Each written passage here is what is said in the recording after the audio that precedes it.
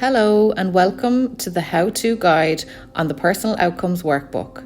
This is stage 2 of the person-centered planning process and is the second of 4 videos you should watch following your one-day in-person training. Just a quick reminder, before you complete this module, please make sure you have watched the previous video, the how-to guide on seeking permission to engage in PCP. Before you continue, make sure you have a copy of the following appendices of the person-centered planning procedure to hand. This is Appendix 2 and can be found at the back of this procedure. This procedure is stored on the BOCSI-LR shared drive. Stage 2 of the process involves completion of this Personal Outcomes Workbook. While you have already explored information gathering using personal outcome measures when you attended the face-to-face training, we will now give a brief overview of how to complete the Personal Outcomes Workbook. Completing the Personal Outcomes Workbook is a very important stage in the planning process. It takes time and should not be rushed. However, it is also important not to get stuck at this stage in the process for too long. As a general rule, the Personal Outcomes Workbook should be completed over a period of about 4 weeks. You don't have to complete the Personal Outcomes Workbook all at once.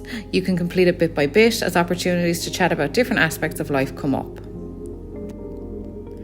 In exceptional circumstances, for example, due to illness or bereavement, it may make sense to pause or delay this step in the process.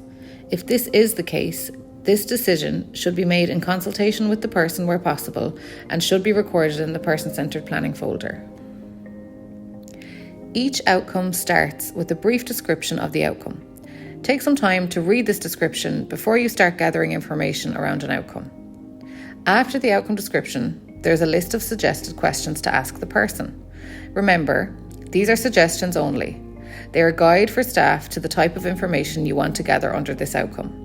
You know the person you are working with and should adapt the questions to suit the person's communication style. There is also a list of suggested questions to ask family, staff, or others who know the person well. The most important source of information is the person themselves. However, sometimes others can provide additional information.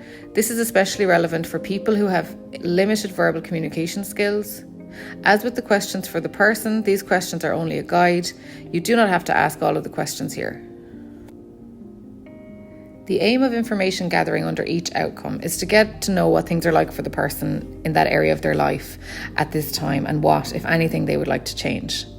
When recording this information, it is important to reflect the source of the information. For example, the person themselves or a member of the circle of support. For people who communicate non-verbally, it can be helpful to know where you are interpreting their communication. For example, John loves swimming. I know this because when it is time to go to the pool, he grabs his swim bag and has a big smile. Information gathering goes in this large white box under each outcome.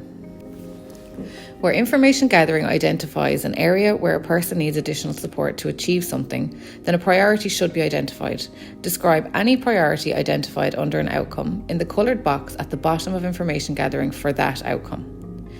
For some outcomes, if the person is happy with the current situation and they do not need any additional supports in this area, there may not be any priority to record. This is fine. The coloured box can be left blank.